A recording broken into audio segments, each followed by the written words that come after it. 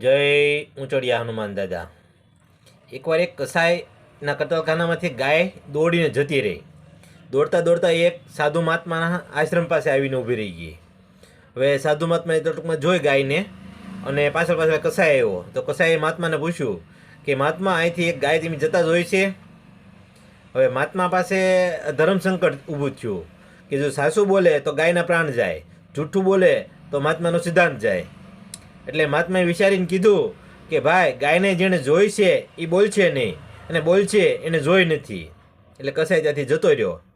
પછી એનો શિષ્ય આવ્યો અને કીધું કે ગુરુજી, તમે આવો જવાબ કેમ આપ્યો મને?